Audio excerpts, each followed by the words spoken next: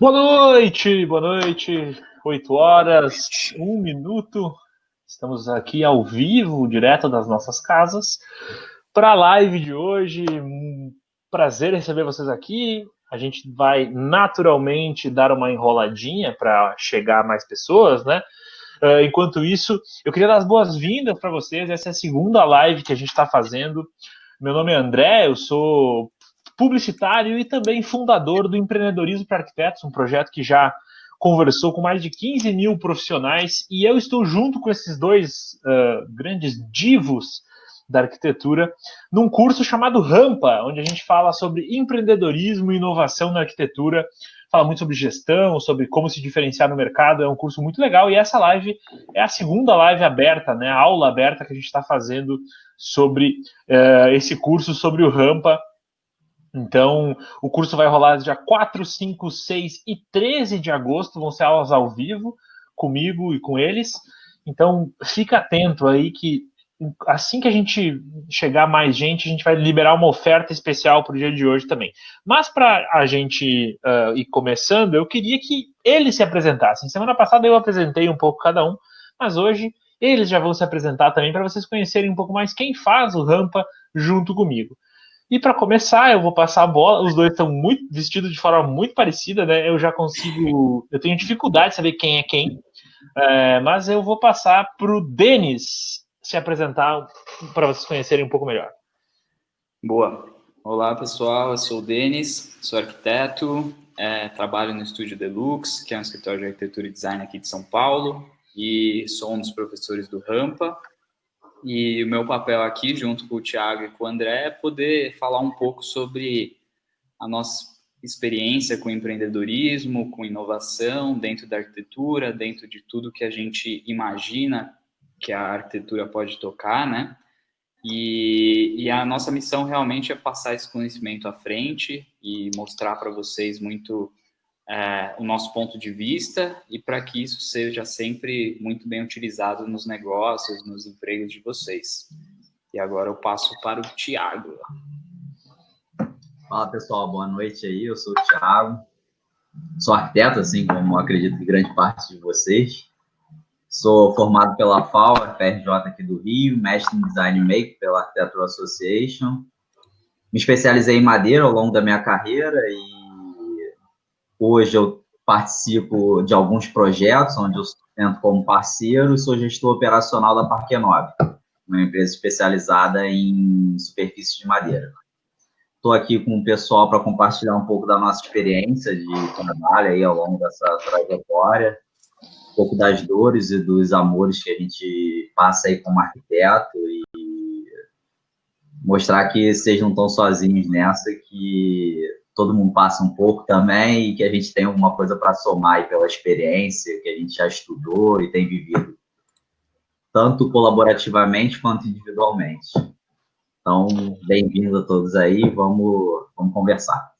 Boa, muito obrigado aos meus caros. Eu já vi que muita gente deu boa noite no chat, muito boa noite a vocês. E eu convido vocês a mandar suas perguntas já desde agora para nós. Na live da semana passada, a gente falou sobre mundo em transformação, né? Pandemia, mudanças no mercado, novos paradigmas, falou sobre colaboração, sobre inovação, e hoje a gente vai falar sobre um tema bem importante, que é precificação.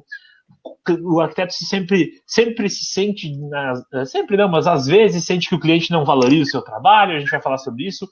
É uma das 150 mil lives que já aconteceram sobre o tema e nunca esse tema foi resolvido. Então chegou a hora de alguém, de uma vez por todas, batermos nesse martelo e definirmos esse assunto. Então, brincadeiras à parte, pessoal, convido vocês a participarem conosco, né? Até debaterem por que esse tema é tão complexo e por que é tão difícil chegar em alguma conclusão.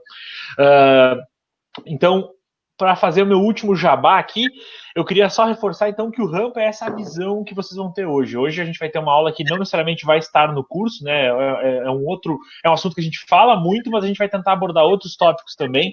E o Rampa é um pouco essa fusão, né?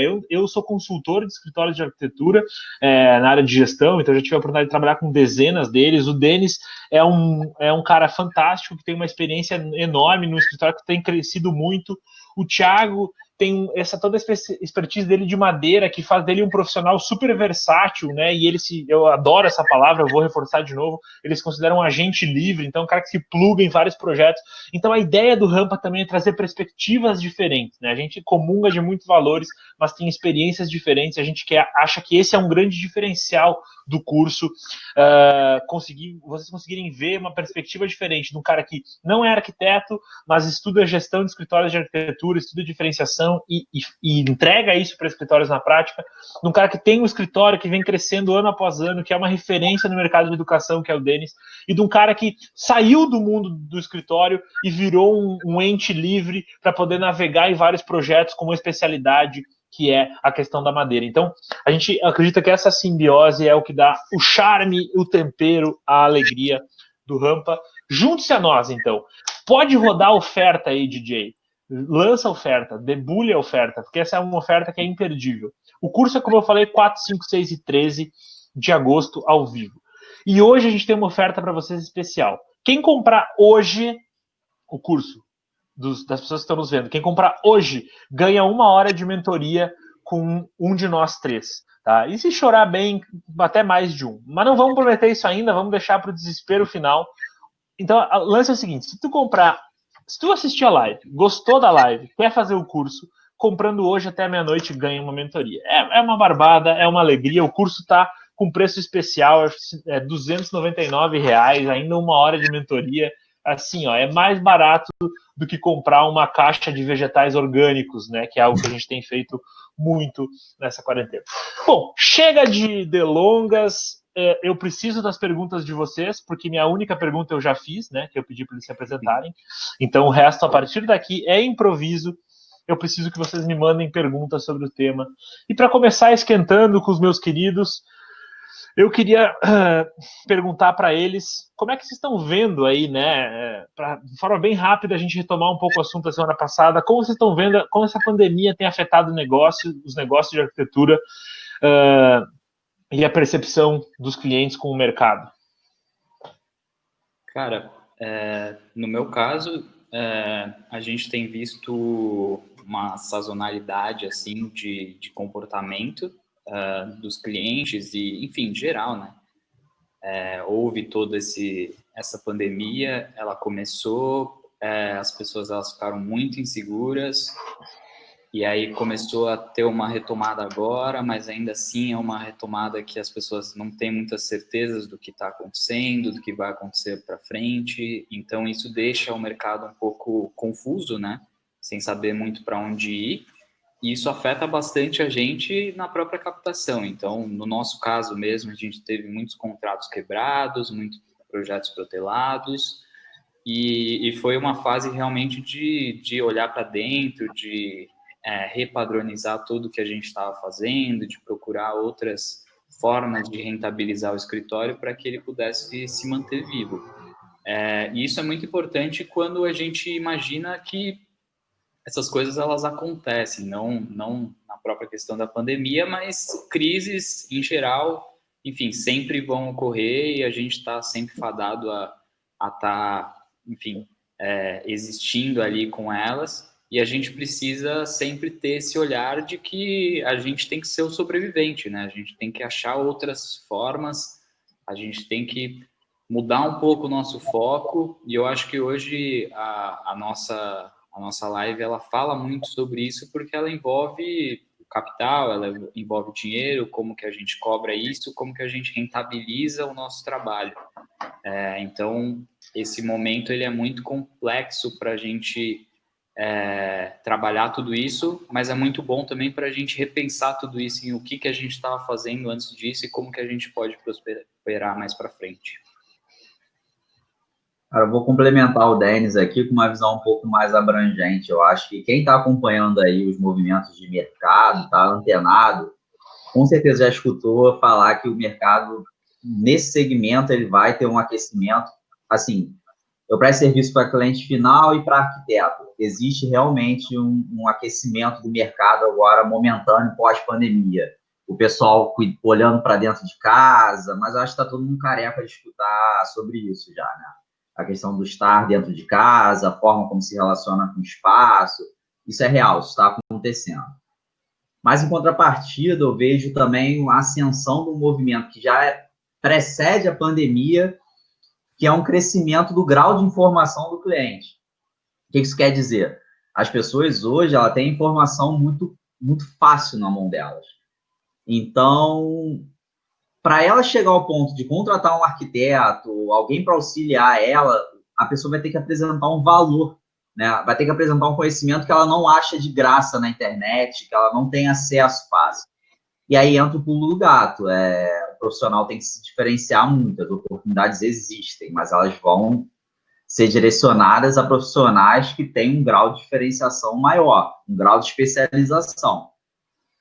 Ser arquiteto, por simplesmente ser arquiteto, hoje, com a informação disponível, cara, isso é questionável, porque você vai dar de cara com clientes hiper informados, super antenados, até com um grau técnico de conhecimento altíssimo, porque a informação está disponível, basta a pessoa estudar, procurar, e isso está acontecendo, isso é uma realidade. Então, é o questionamento que eu trago, né, e que a gente acaba conversando muito no Rampa sobre isso, sobre outras formas de atuar em arquitetura, de se posicionar e agregar valor e trazer conhecimento para dentro de um projeto que você é comissionado. Mas o ponto é uma clientela hiperconectada e hiperconhecedora, né? Então, isso é um ponto de atenção. Ser arquiteto por ser arquiteto não vai ser mais suficiente. Isso digo com categoria para a galera. Bom, é isso aí. O Rampa fala sobre esses tópicos, né, de uma maneira bem prática. A gente falou sobre isso semana passada. E esse contexto que vocês trouxeram agora, né, de diferenciação, de exigência do arquiteto ser mais diferenciado, tem tudo a ver com o momento do cliente enfim, com uma sabedoria maior, né, com acesso à informação maior, e também com o próprio número de novos entrantes no mercado, né? A gente tem hoje 160 mil arquitetos no Brasil, e a gente tem números que mostram que tem 5 a 7 mil novos formandos por ano, ou seja, esse número exponencialmente vai crescer.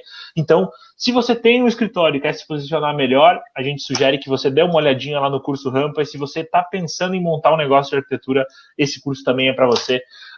E eu queria tocar num tema que arquiteto tem, às vezes, um pouco de receio, que é número, né? Mas antes de falar sobre número, de precificação, da gente falar sobre o lado mais frio da coisa, eu queria tocar num tema tangente, que é a questão da valorização. A gente falou sobre diferenciação tem tudo a ver com valor, mas às vezes existe uma preocupação, né, do arquiteto com essa falta de valorização do mercado. Como é que vocês enxergam esse tema que é tão debatido?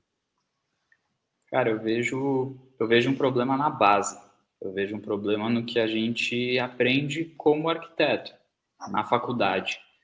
A faculdade não prepara a gente para a gente gerenciar nada. Gerenciar um negócio, gerenciar a própria carreira, gerenciar o arquiteto.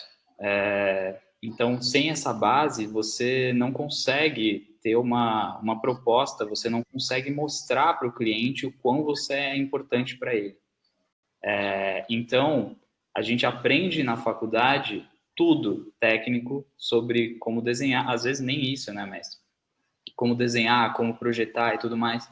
E nem sempre isso é necessário. E eu não digo nem só para a pessoa que vai empreender, para a pessoa que tem a própria empresa, que faz a carreira solo, mas mesmo para a pessoa que trabalha dentro de uma empresa. É preciso entender que existe todo um mundo lá fora que ele vê você de uma maneira. E às vezes a desvalorização está em você não conseguir enxergar como ele te vê.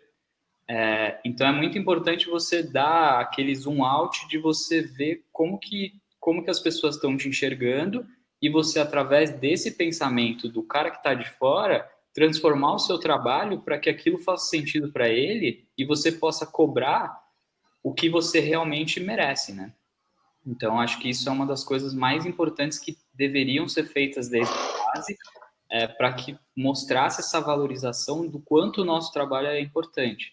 E aí, quando eu digo importante, é porque a arquitetura, ela tangibiliza muitas coisas, e às vezes o cliente ele só vê a gente como uma pessoa que projeta algo para ser materializado. Nem sempre é isso. A gente tem todo um pensamento estratégico por trás disso, um pensamento de entender como a pessoa habita, como a pessoa usa aquele espaço, como que ela vende aquele espaço para um cliente.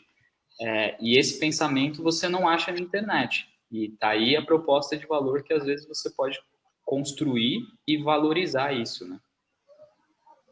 Existe um problema fundamental que é inerente da carreira da arquitetura, que vem da formação da faculdade. A arquitetura é uma disciplina generalista, né?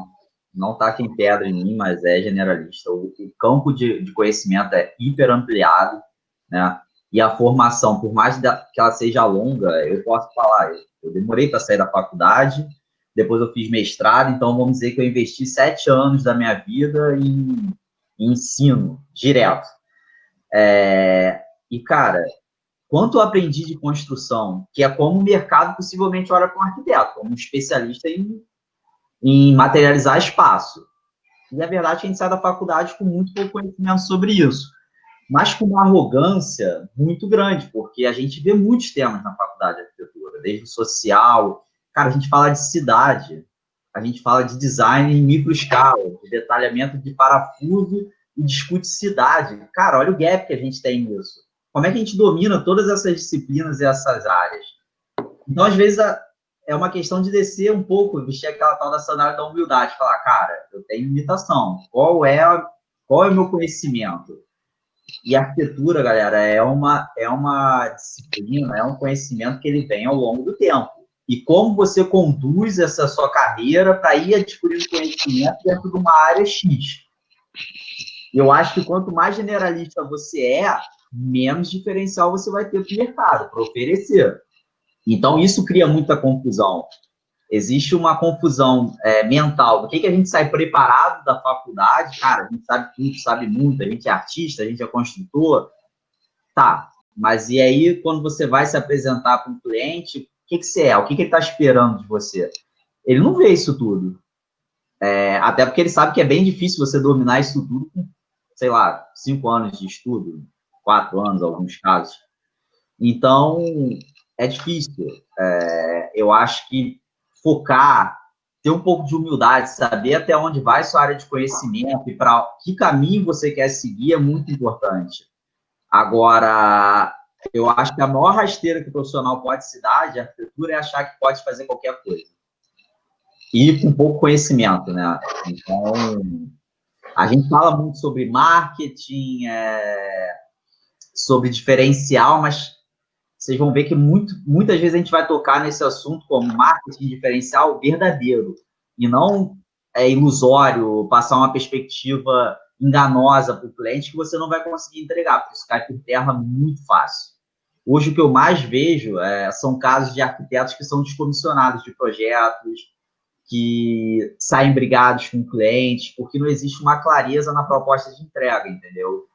Então, é isso que a gente acaba trabalhando um pouco, essa compreensão de até onde vai o seu autoconhecimento, seu conhecimento técnico que você pode oferecer. E existe só complementando, existe uma grande discussão, assim, que eu vejo muito em arquitetos amigos e tudo mais, de que, cara, sempre o cliente é muito complexo, o cliente é muito complicado, enfim, briguei com o cliente, e realmente é uma situação muito complexa, assim. Só que às vezes a gente não enxerga o outro lado, né? Existe, obviamente, pode existir uma relação abusiva entre o cliente e o arquiteto, mas às vezes a gente não está entendendo o que o cara precisa. E se a gente simplesmente atendendo o que o cara precisa, esses problemas eles podem ser sanados, né? Por mais que seja um processo doloroso, aí até falando de obra, né? Que é onde mais reclamam disso, né? Cara, vocês estão cobertos de razão.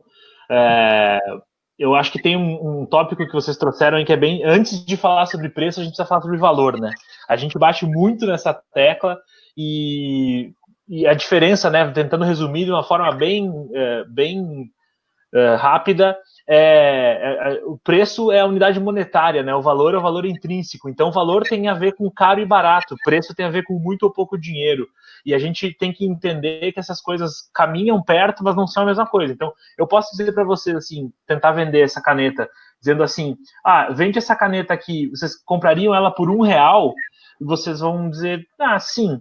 Se eu disser, vocês comprariam por R$500, provavelmente vocês vão dizer que é muito dinheiro. Ao contrário, se eu disser que tem uma Ferrari estacionada lá na rua e ela está por R$500, é a mesma quantidade monetária, vocês vão dizer que está barato, porque vocês enxergam o valor da Ferrari. Então é nosso papel mostrar para o cara por que isso aqui vale R$500. Se eu dissesse para vocês que foi a caneta que a Zaha Hadid usou para assinar a obra mais famosa dela, eu tenho certeza que vocês olhariam para os R$500 e pensariam, cara, eu talvez nem tenha esse dinheiro, mas tá barato.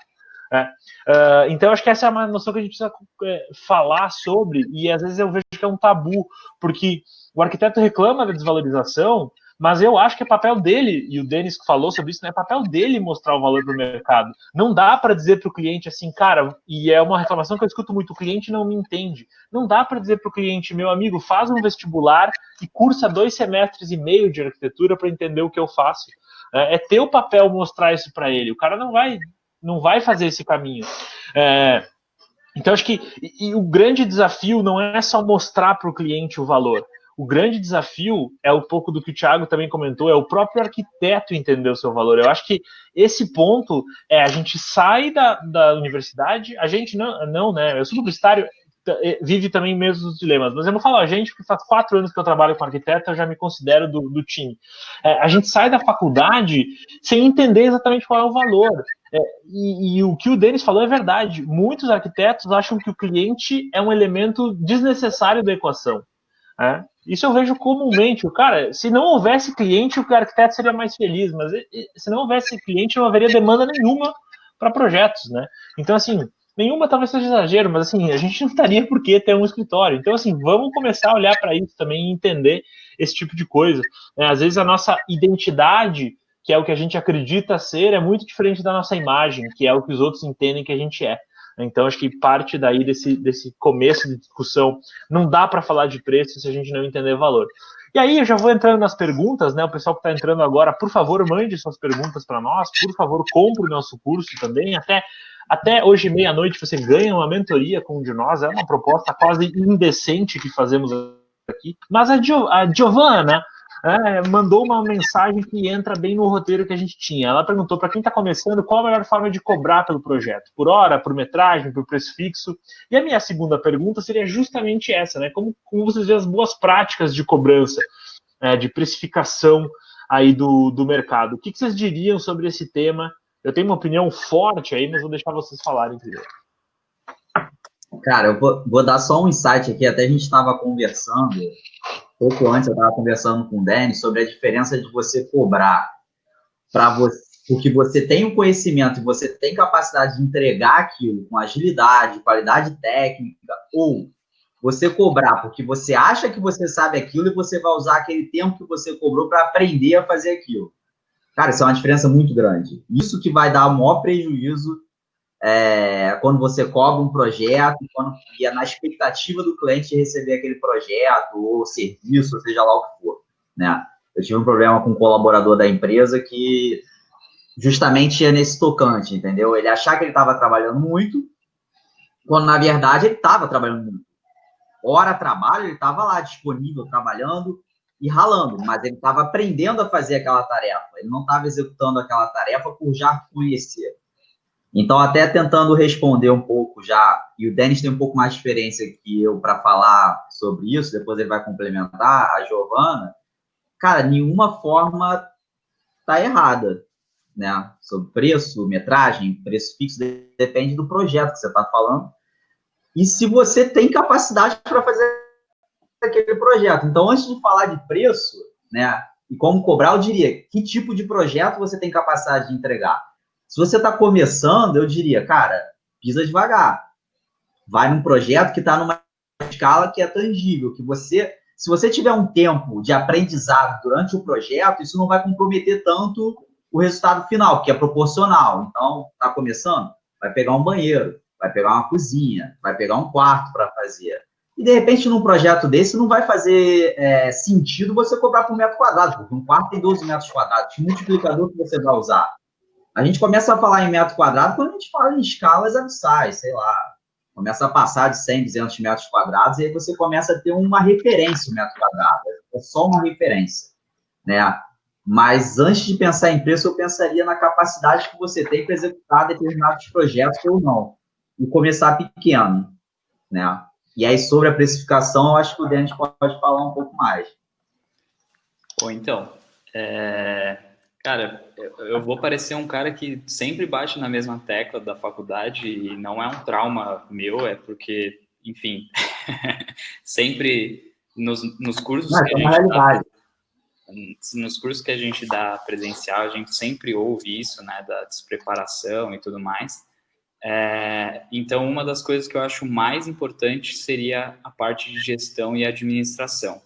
E isso eu digo não somente para quem tem uma empresa, mas para a pessoa que é carreira solo, arquiteta, para a pessoa que trabalha dentro de uma empresa, a pessoa precisa saber exatamente o que ela faz, exatamente qual é a proposta de valor que ela tem a dar e qual é o tempo que ela demanda disso.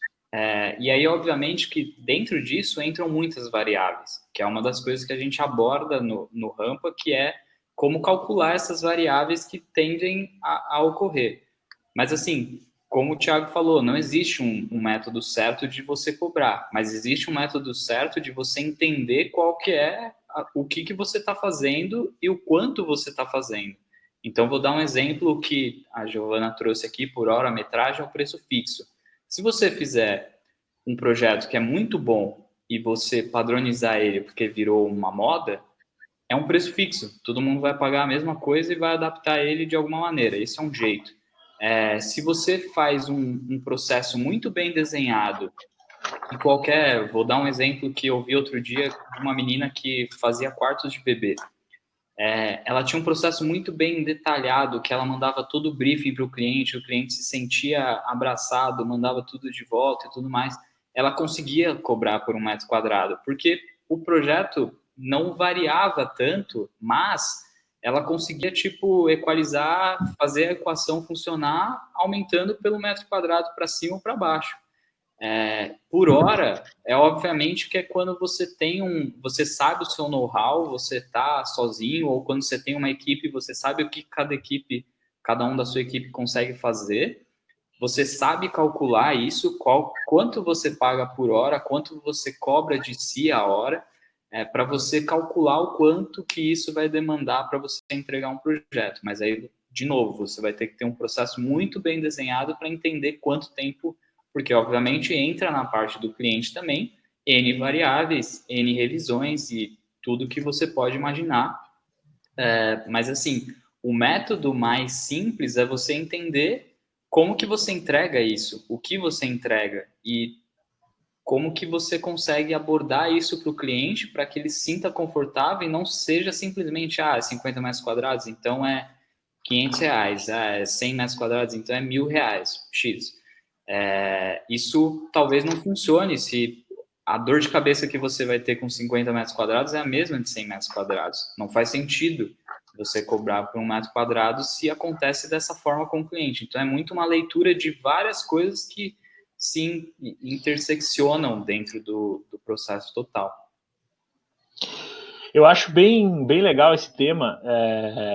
E aí, Giovana, o que eu vou te dizer talvez complique um pouco as coisas, né? Mas a complexidade faz parte, o nosso papel é tentar simplificar ela. É claro que a gente não tem todo o tempo do mundo na live, e nem no curso, mas lá a gente vai ter mais tempo. Mas eu te digo o seguinte, acho que é muito importante no começo, sempre, na verdade, mas que foi um pouco do que os guris falaram, sempre você ter um balizamento para entender o teu preço, né? Como tu tá chegando naquele número? Metro quadrado, hora, preço fixo, tudo isso é válido, eu acho, num primeiro momento. Mas precisa entender também que precificação é dinâmica, tá? Então, assim, quer começar cobrando por metro quadrado? Começa, é a maneira que se sente mais confortável? Vai. Quer seguir a tabela do CAL? Tenta, apesar de achar que não vai rolar. Mas assim, tenta, faz. Agora, tem que entender que precificação é dinâmica. E precificação leva em conta outras coisas. O cliente não está nem aí para o metro quadrado. Ele não vive no metro quadrado, ele não baliza as escolhas dele de vida por metro quadrado. Ele baliza por grana. Então, assim, ele não está... Se você formatou o preço por metro quadrado porque lamber o dedo para cima e tal, ele não tá nem aí para tua precificação. O que ele tá é entender se aquele preço está dentro da vida dele. Então, assim, quando a gente fala de precificação, a gente fala de valor, então a gente precisa entender quem é o nosso cliente, o que ele valoriza, e também cruzar com os nossos objetivos, que cara, você pode sim fazer, quanto você quer ganhar por mês? Para ganhar isso, quantos projetos você precisa ter? Quantos projetos cabem na tua agenda? Né? Então, assim, fazer essa conta e aí chegar nessa conclusão, cara, eu preciso cobrar mais ou menos tanto para o projeto. E aí fazer esse cruzamento, cara, isso faz sentido? Quantas horas eu levo para cada projeto? Esse faz sentido para o bolso do meu cliente? Né? Porque não adianta você dizer assim, cara, eu me lembro o Homer Simpson, tem um episódio que ele ganha um elefante num sorteio, e aí ele vende passeios a $2. E aí a Lisa faz as contas e no fim do mês ele tá devendo tipo $30 mil, porque os passeios de $2 não estão cumprindo. E aí ele chega pro primeiro cliente após essa informação e o cara pergunta quanto é que custa o passeio? E ele diz $30 mil. Né? Só que é uma criança querendo passear num elefante. Ou seja, isso a gente tem que levar em conta também. Que é o que eu disse, o cliente não está nem aí pro metro quadrado, ele está aí para a vida dele. Então, se ele é um jovem que está se mudando para um AP alugado, você precisa trazer o preço para perto dele. Não adianta a partir de amanhã dizer, então eu quero ganhar 10 mil, eu vou cobrar 10 mil desse cara. Não é assim que funciona. Então, precificação é dinâmica. Você vai precisar entender o seu valor, você vai precisar entender o seu cliente, você vai precisar entender os seus objetivos para, entendendo essa parte mais fria que o Denis falou, né, de quanto custa fazer, de quantas horas você trabalha, tudo isso vai chegar no fim. Então, assim, é muito mais complexo do que uma simples discussão metro quadrado, hora, preço fixo. Isso são meios, e eu gostei muito do que o Thiago falou, acho que não existe a fórmula, e o Denis também, não existe uma fórmula correta, universal. Cada um vai criar uma fórmula para fazer, e eu acho que tem que estar aberto a isso e entender isso. Né? Eu vou até complementar, André. Por favor. Eu acho que é interessante pensar também em escopo. Você não pode falar em preço sem saber escopo. O André citou um exemplo interessante. Cara, você vai fazer a reforminha, vai dar uma moral para um amigo, para um conhecido, para um cliente, né, que pegou um apartamento alugado. Cara, eu vou seguir aquele padrão, projeto estudo preliminar, projeto básico, projeto executivo. Não faz o menor sentido isso. Entendeu? Se eu for cobrar com esse parâmetro, eu vou dar um preço que não... Primeiro, ele não vai entender nada, então entender. Cara, o que você precisa para esse projeto? O que você está esperando de entregável meu? Eu vou me envolver na execução de alguma coisa? Não, eu vou te entregar um desenho. Pô, de repente, cara, quer só uma prateleira. Pô, vou detalhar essa prateleira e bola, vambora. Não, é só um levantamento e a gente vai fazer os croquis à mão. Não sei, isso tudo é muito... Se a gente tenta seguir um padrão, sempre se balizando por projetos complexos, cara, realmente, eu vou desenhar um hospital, cara, possivelmente vai passar por estudo preliminar, projeto básico, aí vai ter o projeto de aprovação antes do executivo, aí você vai fazer o executivo, você tem os complementares, a compatibilização, pô, olha quanta coisa. Aí eu vou seguir esse mesmo padrão para cobrar a obrinha do meu camarada, que de repente eu vou ganhar muito mais, porque eu vou ter uma flexibilidade ali de trabalhar sem gerar muitos entregáveis, sem gerar muitos desenhos. A gente estava conversando, eu lembrei, no meu primeiro estágio, eu jogava um banheiro para eu tentar desenvolver banheiro, sei lá, de prédio comercial. Eu trabalhava no escritório, trabalhava muito corporativo. E eu ficava naquilo e não fazia o menor sentido. Eu entrava na internet, abria o Neuffer, media as coisas, pegava referência. Cara, se manda desenhar um banheiro agora, eu faço um croquis aqui em 10 minutos, né? Sem falsa modéstia, mas a coisa vai introjetando com o tempo. Então, se me comissionarem para fazer um banheiro agora, eu vou cobrar ridiculamente barato. Porque eu sei a minha capacidade de entregar aquilo, eu sei quanto tempo eu vou gastar para desenvolver aquilo. Então, não tem uma tabela para banheiro. Depende do conhecimento, sabe? Então, isso se aplica em todas as escalas, mas entender o escopo, entender o entregável, a expectativa do cliente é o que vai definir como você vai cobrar. Né? E entender que não tem só esse padrão, projeto executivo, básico, estudo preliminar e pereré. Isso. E cada vez menos tem padrão, né? Como Sim. cada vez menos o cliente, na verdade, não está interessado nesses padrões, porque esse padrão ele só funciona da casa para dentro, assim, só o arquiteto entende e valoriza isso, o cliente não está nem aí. Então, esse é um ponto importante. E aí, para puxar a próxima pergunta, eu queria usar uma provocação, assim, que eu queria falar um pouco mais sobre calcular tempo, né? Como a gente pode compor esse valor de projeto, esse custo, digamos assim, né? Essas variáveis que o Denis falou. Mas eu queria usar uma coisa que é muito presente na arquitetura. Como o arquiteto não entende o seu negócio, ele não para olhar as coisas, ele comete alguns erros conceituais, assim. Porque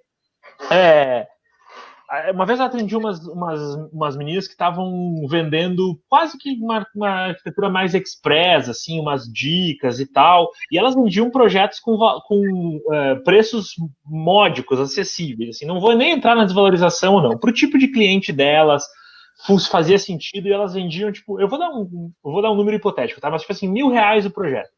E aí elas vendiam, tipo, muito. Só que quando eu fui perguntar quantas horas elas levavam para fazer, dava tipo assim, cara, dava tipo R$3 por hora. Elas levavam muitas horas. Elas, tipo assim, não tem nenhuma coisa que pare de pé.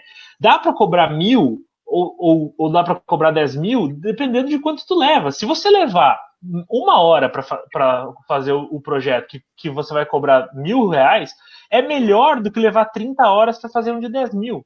Né, em termos financeiros. Então, acho que também tem essa lógica que às vezes a gente não para pensar. Eu cobrei muito bem de alguém lá, cobrei R$50.000 do projeto. Quanto tempo vai durar? Que é o que o Thiago falou, né? Qual é o escopo disso? Porque se for ficar 3 anos com aquele projeto, R$50.000, talvez não valha a pena, né? Então, acho que a gente tem que olhar um pouco para isso. Denis, tu que é um cara que falou sobre essas variáveis, como é que é possível calcular esse tempo do escritório ou desse profissional para compor esse preço? Cara, eu acho que uma das coisas que para a gente sempre funcionou foi a questão do próprio tempo, assim, em questão mais macro, assim. Então, pensando no mês. Quais são as minhas despesas, quais são as minhas entradas, as saídas e tudo mais. Isso é um exercício que a gente dá no curso, né, para cada um fazer de acordo com os seus processos, para entender realmente o que você gasta, o que entra, o que sai, para compor uma proposta de valor para cada projeto.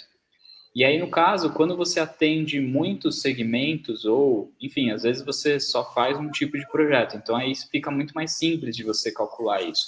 Mas quando você pega várias, você abre o leque, né? Tem várias, então você tem que fazer processo para cada um deles. Às vezes um processo funciona para cada um, para todos eles, mas isso já é um pouco mais complexo para você conseguir construir isso. Quando você acha o que sai, o que entra no mês geral, você consegue contabilizar as horas. Obviamente que você tem a questão de hora extra, enfim, o que você tiver que fazer, mas dentro do período ali de 8 horas que você trabalha, você entende o que você pode e o que não pode. E aí, a partir disso, você tem um valor, você tem um preço, e aí que entram as variáveis que, enfim, existem inúmeras, que, enfim, um exemplo básico que eu sempre trago, que aí é muito ligado a marketing. Às vezes muitas vezes a gente vê um processo que a pessoa tem que pagar para fazer o projeto. Ela recebe muito menos do que ela trabalha ali, perde tempo, enfim, tudo isso. Só que às vezes isso pode valer a pena. Pode valer a pena por quê? Porque isso pode abrir outras portas.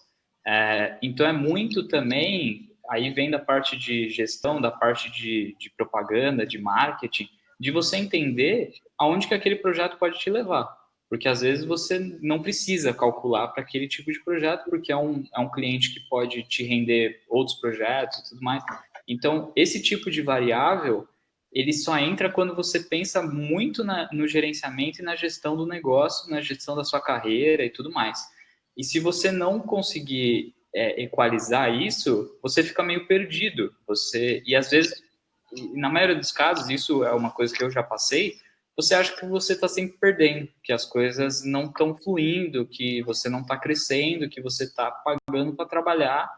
E aí vem toda a questão da desvalorização, que o arquiteto é desvalorizado, enfim, é daí que surge todo esse esse burburinho, né, na minha opinião, porque você acaba, enfim, aí acontece algum problema com o cliente, você não dá certo com ele, então tudo isso acaba virando aquela bola de neve. Então é muito importante você entender o negócio como algo que precisa ser sustentável, né? Isso faz parte de uma estratégia macro, né? Você analisar onde você quer chegar como empresa, como profissional, e saber que, cara, de repente surgem oportunidades que efetivamente você vai estar sendo pago para aprender e ganhar experiência. Ou você vai você não vai estar obtendo lucro naquele projeto, mas você vai estar sendo alavancado para aprender uma expertise nova. Talvez seu entregável não vai ser o mais completo, ainda não vai ser o preciso, mas, cara, aquilo pode te abrir uma porta, pode começar a te dar autoridade no segmento para você, sim, cobrar com propriedade. Então, às vezes, você tem que encarar como uma oportunidade. Eu acho que tanto eu quanto o Denis, com certeza, já passamos por isso na nossa vida. De entrar num projeto sabendo, cara, esse projeto aqui é para aprender, é para tomar na cabeça, mas eu vou sair dele já aumentando meu grau de autoridade. E depois no próximo, por isso que eu falo, a arquitetura é uma carreira, cara, que é escalonada. É com o tempo que você constrói. E ninguém te fala isso na faculdade, porque você sai com aura de artista, né? Você sai lá, agora eu vou atender projeto a 10 milhões. Não é bem assim, né? E tem uma coisa, Thiago, que tu comentou, que eu acho que é muito verdadeiro, e que o Denis também falou, que acho que só queria complementar, é o seguinte: quer dar um projeto grátis, né? Quer fazer algo pro bono, quer cobrar R$10 porque não se sente confortável, faz, desde que seja consciente.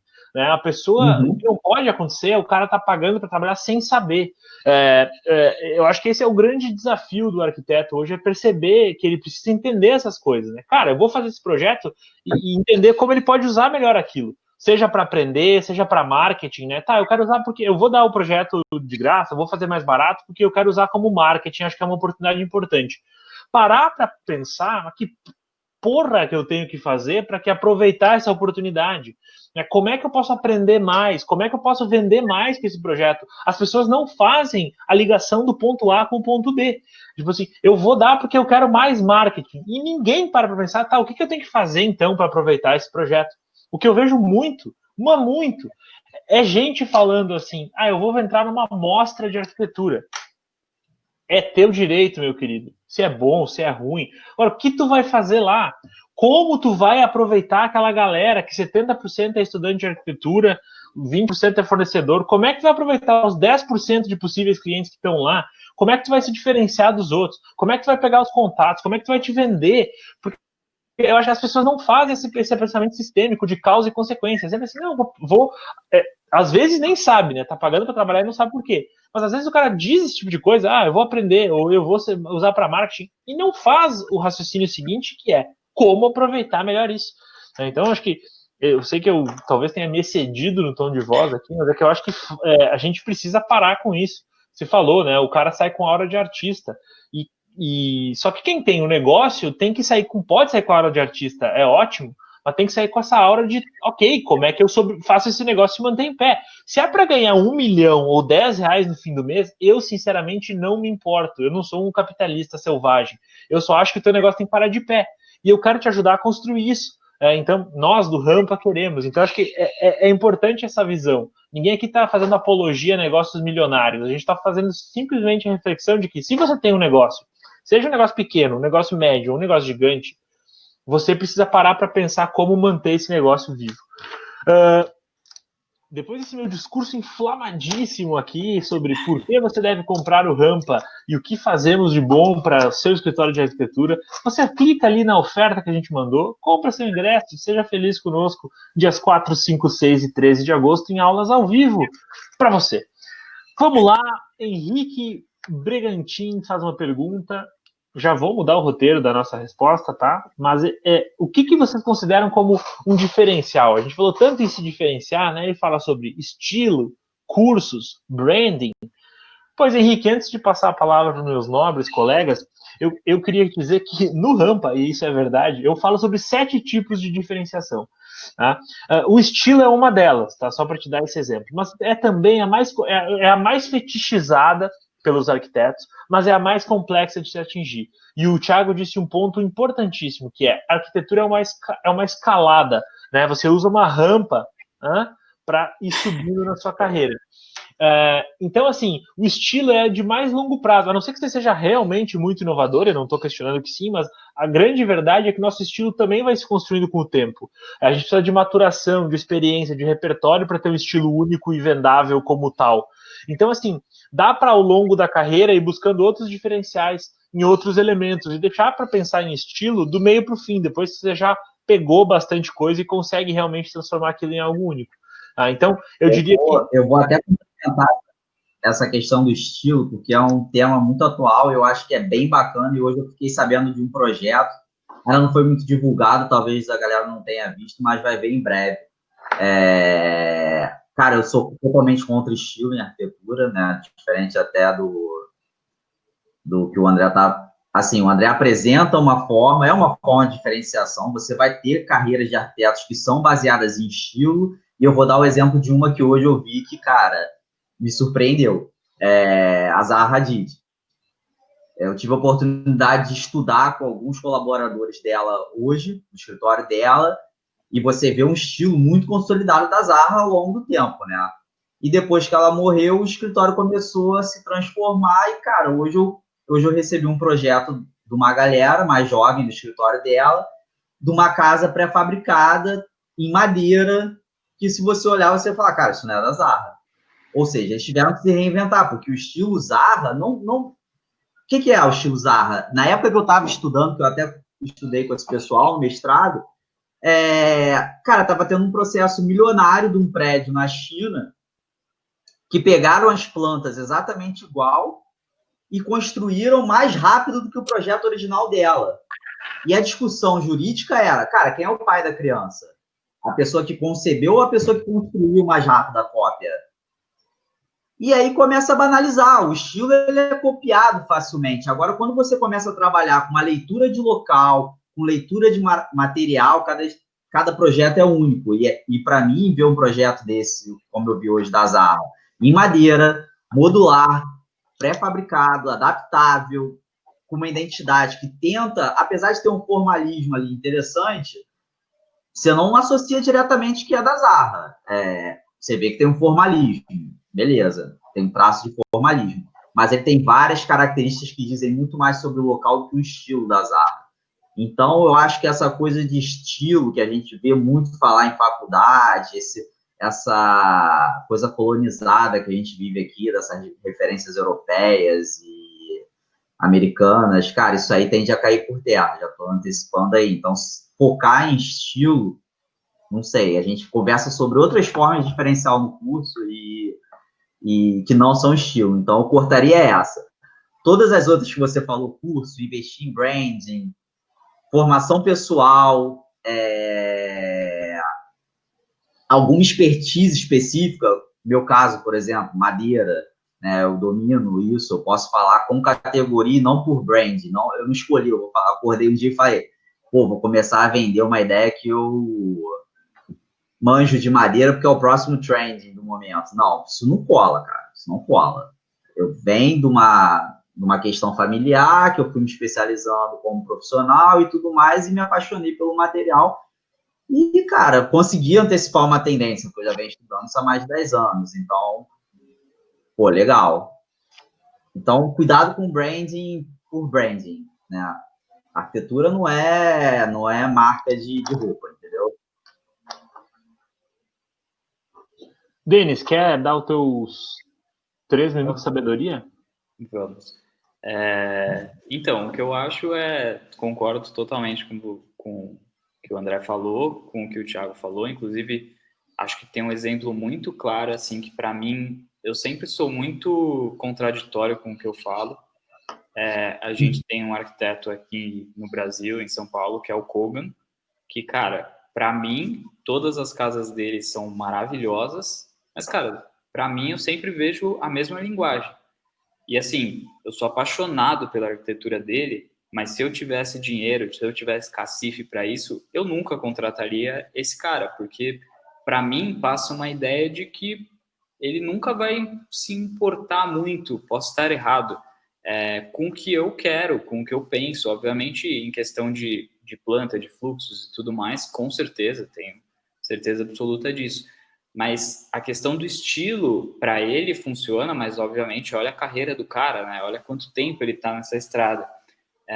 Então, às vezes, isso pode ser até um pouco contraditório, né? Porque, às vezes, o cliente ele pode ver isso como algo que, cara, ele acha a Zaha Hadid muito foda, mas, tipo, ele vê os prédios dela, acha ela muito foda como mulher, né? Como arquiteta, mas, às vezes, os prédios dela não condizem com o que o cara curte, então não vai contratar ela por conta disso, né? Por ela ter um estilo muito fechado, né? Enfim.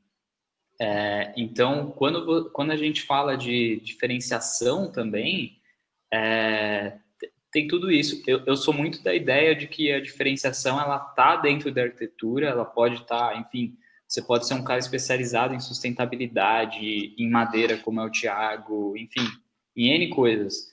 Mas uma das coisas que eu acho que vale muito a pena olhar é para fora. É a diferenciação de você saber alguma coisa além da arquitetura. E isso pode ser qualquer coisa. Então, no meu caso, eu ultimamente quase nem tenho mais participado tanto de processo de projeto, porque eu vi no gerenciamento, na administração, na finança do escritório, algo que eu curtia, eu via que aquilo fazia sentido para mim, e eu fui me especializar nisso para tentar trazer um input mais profissional para o escritório. Então, quando você olha para outras coisas, e isso pode não ser simplesmente administrativo, pode ser outras coisas, enfim, X, qualquer. Isso te traz um olhar de fora, uma coisa além do arquiteto. Então, o cara é arquiteto, mas ele também é especializado nisso. É óbvio que precisa ter muito cuidado com a propaganda enganosa, né? Você pode falar que você é isso e às vezes você não entende tanto disso. Mas uma outra coisa que para a gente é um exemplo muito claro, e isso foi recorrente, e é por isso que realmente a gente viu uma proposta de valor nisso, foi que o nosso escritório hoje, 80% nossos clientes são escolas. E a gente não quis isso, a gente entrou nessa maré aí de escolas, de ambientes educacionais, e aí a gente viu que existia um entendimento ali dentro que, cara, era um universo totalmente à parte, que se você não entendesse o que o professor quer, o que o coordenador quer, o que a criança quer, você não sabe projetar.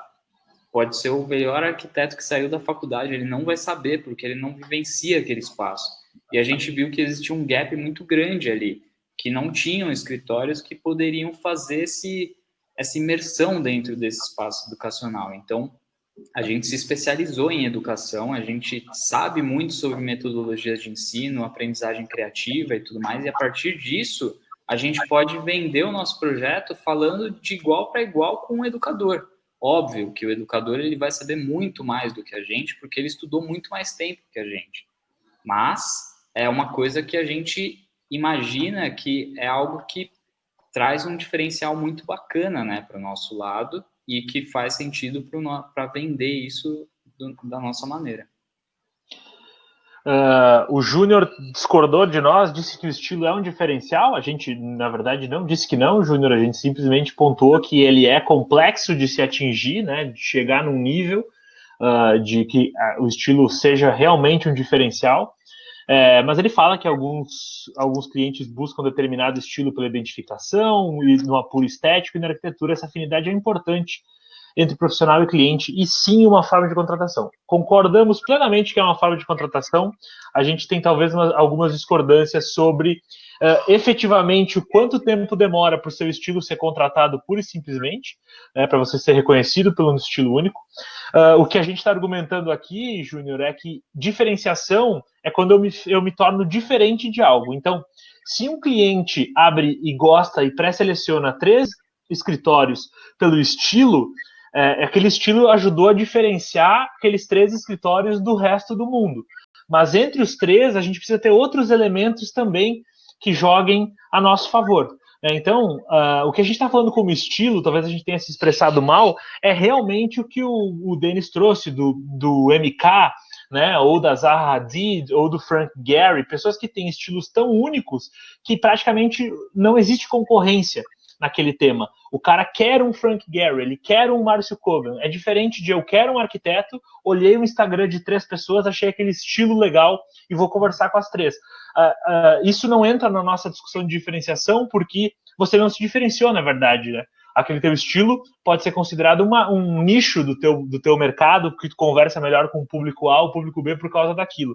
Então, acho que a gente acabou se expressando um pouco errado, mas você tem total razão de que estilo é, sim, importante em alguns escritórios, outros talvez não, mas, efetivamente, na maioria das vezes, esse estilo vai fazer com que você abra a porta para conversar com o cliente, né? Como os projetos do Denis, por exemplo. As escolas podem achar aquele estilo que ele tem, aquela linguagem visual que ele tem, muito interessante. Mas se ele, assim como ele, existem outras linguagens interessantes no mercado. Então, se ele não tiver outros diferenciais, que é entender de educação, se especializar em aprendizagem criativa, para sentar na frente do dono da escola e defender aquele projeto, aquele estilo simplesmente por si só não foi suficiente. Então, acho que é essa a nossa abordagem, e eu queria só contar uma anedota para validar um pouco essa história. Eu atendi um escritório uma vez aqui no Sul, em que o dono queria crescer, enfim, atendia casas em condomínio. Aqui a gente tem, perto de Porto Alegre, uma cidade que é a capital dos condomínios no Brasil, né? Então, gostem ou não, né? Aí ele estava trabalhando lá e ele tinha um concorrente. E aí eu perguntei, cara, qual é o teu grande diferencial? E ele me disse assim, meu grande diferencial é meu traço único. Legal, já ouvi isso antes, vamos fazer uma pergunta. A segunda pergunta foi, então tu acha que as pessoas te compram porque elas olham para uma casa e sabem que a casa é XYZ arquitetura? E ele disse assim, não. Na verdade, assim, o meu concorrente faz as casas todas iguais, porque ele tem o mesmo estilo, ele sempre faz as mesmas coisas e todas elas ficam do mesmo jeito. O meu diferencial de estilo único, de traço único, é que eu faço todas as casas diferentes. Porque, não faz nenhum sentido, né? O meu estilo único é fazer todas diferentes. E aí, para resumir, as pessoas não estavam tão afim de comprar as casas do concorrente do cara, porque as casas eram todas iguais.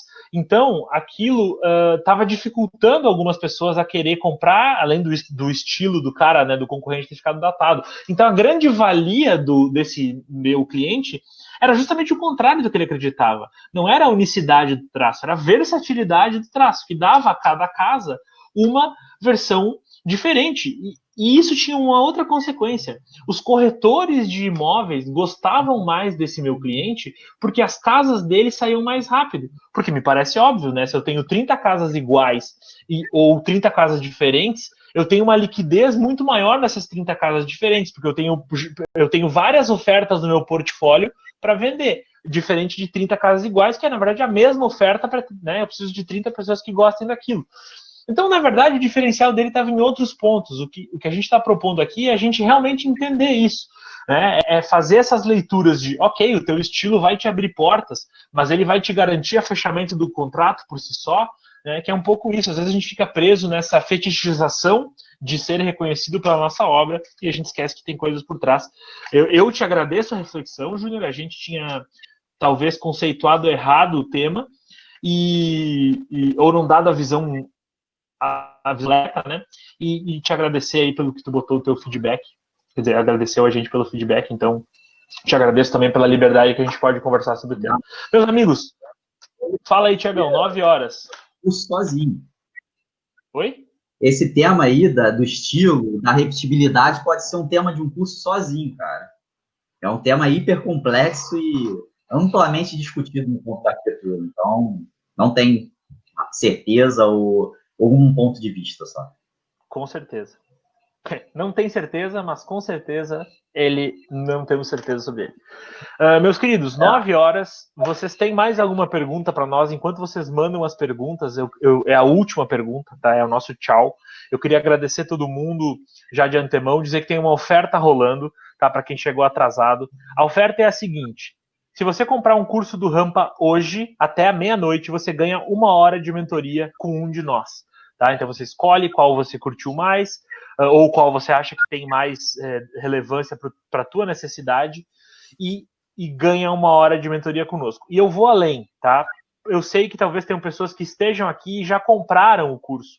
Então, quem está aqui e está ouvindo eu falar isso, entre em contato pelo nosso Instagram, que vai ganhar essa hora também, tá? A promessa é dívida. Então, se você entrar em contato conosco até a meia-noite de hoje, vamos manter os mesmos critérios, a gente te dá 1 hora de mentoria. Então, se você comprou já, tá garantida essa hora, e para quem comprar vai ganhar essa hora de mentoria, super importante. Pessoal, se não tiverem mais perguntas, eu vou me despedir. A gente comprometeu-se a 1 hora de papo, 1 hora de papo estamos.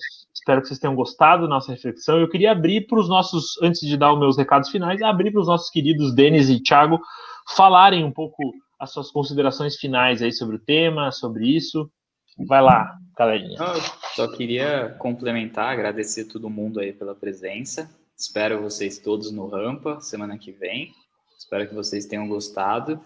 E eu acho que hoje o papo ele gira em torno de uma coisa que eu sempre ouço, né, de pessoas falando que às vezes a gente, cara, perdi um projeto para um outro escritório que, cara, eu cobrei 20 e esse outro escritório cobrou 2, cobrou 5, sabe?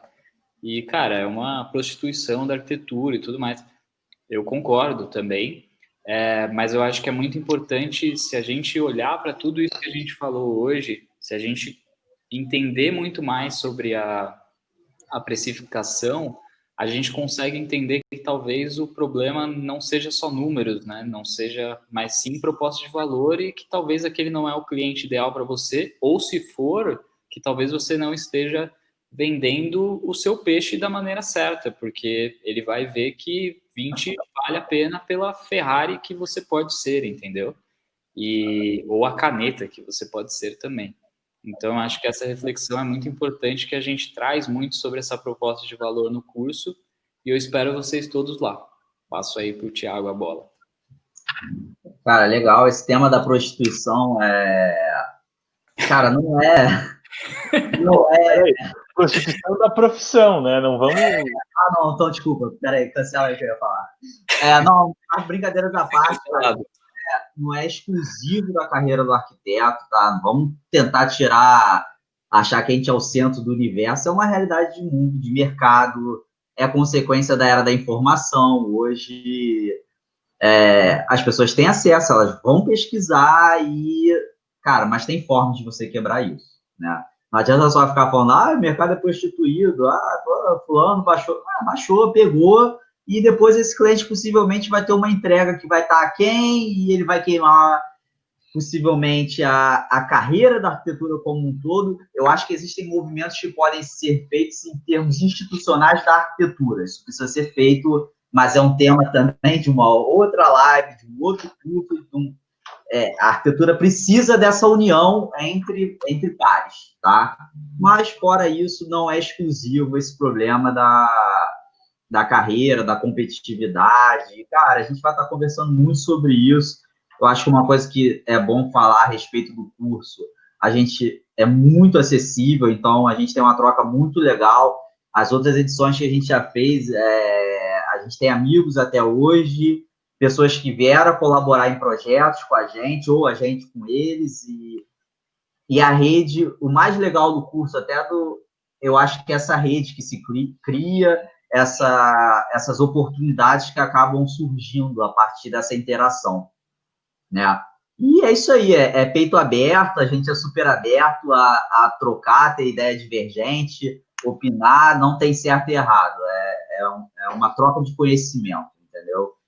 Então, espero ver alguns de vocês lá e ter essa troca mais fluida na próxima semana aí. Boa, pessoal, foi um prazer estar aqui com vocês. Eu agradeço muito o Denis e o Thiago pelas trocas. A gente botar aí o Instagram da galera e os links. Boa, a gente vai botar aqui o nosso Instagram, cada um vai botar o seu perfil para vocês, se quiserem continuar a conversa. por favor, nos sigam. Agradecer muito a presença de todos, foi um prazer. É um tema muito importante, como o Thiago falou, e dá muitos cursos. Não temos muitos cursos, mas temos um e ele é muito bom. Inscreva-se no Rampa. Hoje, até a meia-noite, você ganha uma mentoria 4, 5, 6 e 13 de agosto. Foi um prazer estar aqui com vocês. Espero que a gente volte a se ver em breve. Muito boa noite. Contem conosco. Valeu. Valeu.